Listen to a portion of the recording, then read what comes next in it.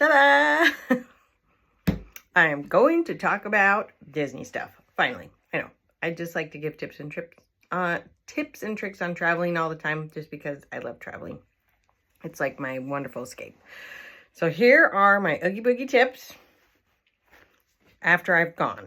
So one thing that you've got to know is you don't have a ton of time in the park. You will not be able to get to all the things that you want to do because there's rides, all the trick-or-treat trails, character meet and greets, photo ops. There just isn't enough time.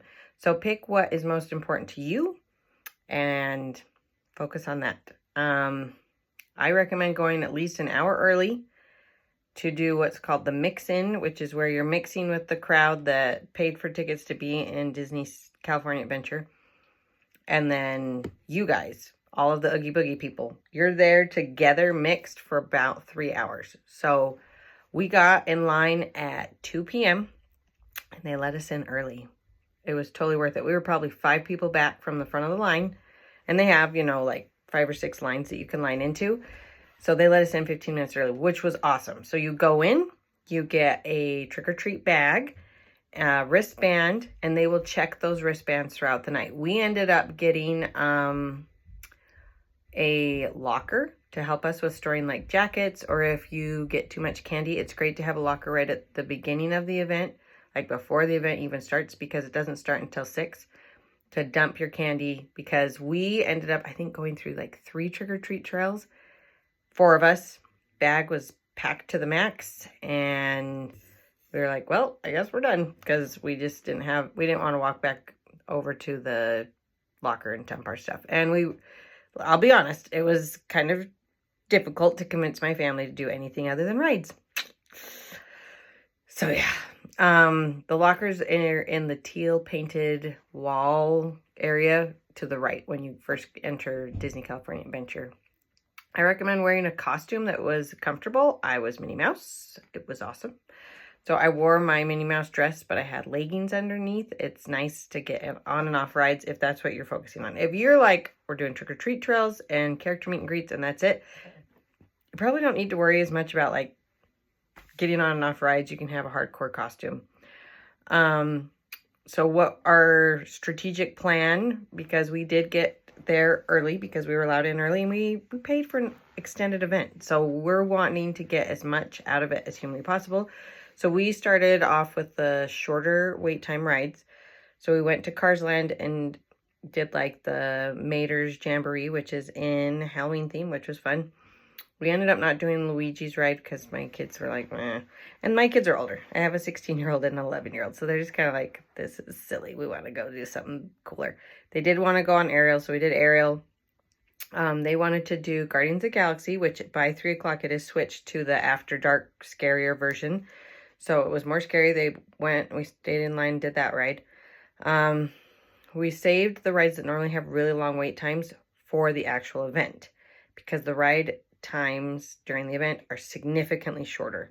So we like Soarin', Radiator Springs Racers, Toy Story Mania, we waited until the event actually started at 6 o'clock to do those rides, because then they push out anybody that was a mix-in crowd, and unless they paid for the event, they can't stay for the rest of the event. I would say that the longest ride during the event was Radiators Racers, which was consistently 40-minute wait. We do single rider with that line always, just because it's so long.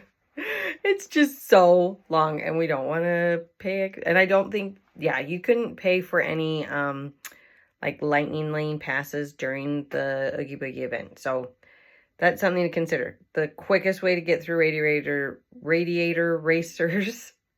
Spring Racers, there we go, is the single rider line. So if you have old enough kids and they're okay with being split up, and mine aren't necessarily okay with being split up, but it's like, guess what? We want to ride the ride, so we're going to do it. We ended up riding that ride twice. It's one of our favorites, and we did it at night in the dark because it's so cool at night.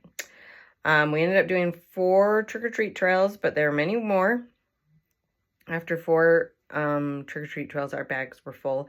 You go through the line. It takes about 15 minutes, and they fill up your bags 3 to 4 times. So you're getting treats multiple times in the trail. So it's not just like here's your one treat, now go to a different line. It's like, here's a trail. You will get 4 or 5 stops during the trail. Maybe 3 to 4, not 4 or 5. They did have like Disney specific goldfish and these giant Disney specific gingerbread, like ginger snap goldfish cookies. They were like that big and they were really yummy. As well as usual treats, there's also like, I think there may have been an apple slices one, but we didn't get to that trick-or-treat trail. We stuck with the villains that we were most interested in. I really wanted to do the Oogie Boogie line. It's his party. It's indoors, which is nice. So it's already themed. You don't have to wait for it to be dark to be kind of spooky. So that one was cool. My daughter loves Agatha from, oh my gosh, WandaVision. So we saw that. Hades is super fun. If he gets angry, his hair lights up. So that was cool. And then Ernesto de la Cruz, because he's a singing man and he sounds amazing. All very entertaining. It's not something that you feel like you're standing in line for. You're walking through the line. They keep you moving, keep you, if you want to interact with the character, you can. If not, you can just keep walking in after you get your treats. Oddly enough, my daughter lost her tooth in the second, maybe third trick-or-treat trail. So that kind of went south for us. That was one of the reasons also we stopped doing the trails, because she couldn't eat any of the candy because her mouth was bleeding. And she lost a tooth the day before too, so she has like 1 tooth, 2 missing teeth. It's that time in your life. For my kids, at least. My kids lose their teeth much older. My son just barely lost all of his teeth. This is how we work. Side note, you're welcome. Some trails don't have a character. So if you're like, I don't want to talk to the characters, I don't have to deal with that, then you don't have to. There's one over by Radiator Racers that's just part of the trail, and you just walk through it. You get your candy. And I should say, you don't pick up the candy, which is a lot more hygienic. They have cast members wearing gloves, and they'll just put the candy in your bag for you. You need to have a bag, though, of some sort. Even if it's just like if your bag that they gave you is full, have this, your little bag open, and they can put that in there as well. They gotta have something. So you can't just be like, they're not big enough for all the treats you're going to be getting. Part of the package includes all character photo ops. So any pictures taken by cast members with a character, or even they just had like photo ops sections, so it wasn't necessarily with a character. All of those are included, and they will be on your Disney app for you to look up. I think my favorite thing, which I knew it would be my favorite thing, was the Villains Grove, which is, where is it at? It's kind of by Grizzly Peak River Run, like a little bit further up from that. It's normally like a playground for kids. It was awesome. Take your time. Go slow. Stop. Take pictures. Take videos. Pull over. It's so freaking cool. It's like a laser light show, villain music, spooky experience. Like, they turned it into the coolest thing. They fill it with smoke. There's like candles. Like the lights light up and there's lightning. Like, it's just so cool. I went through it twice. My family was like, we're going to run over and do Guardians again. And I'm like, I don't like Guardians. I throw up on that ride. You're welcome.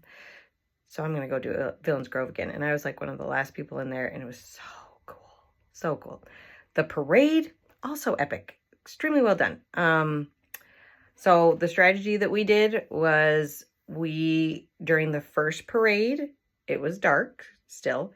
That's when my whole family went through Villains Grove, because there was less people going through Villains Grove because they were all at the parade. And then we went to the second parade because there was less people. A lot of the younger kids kind of gave up at that point because it's like 10 o'clock at night when they do that one. Such a cool parade. They have like grave diggers that are like sliding their shovels on the ground, and it's making sparks, and you're like, whoa.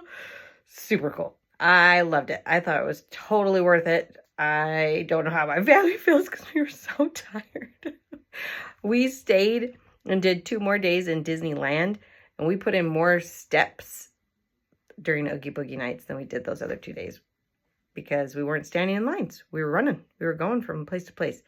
Ride time significantly shorter. Totally worth it for that. Awesome event. I totally recommend it. So hopefully that gives you an idea of some extra tips and tricks that I learned after I've actually been to Oogie Boogie nights. I thought it was great. I loved it. Please like and subscribe. I'm coming up with more ideas of how to help you with traveling and your Disney partying.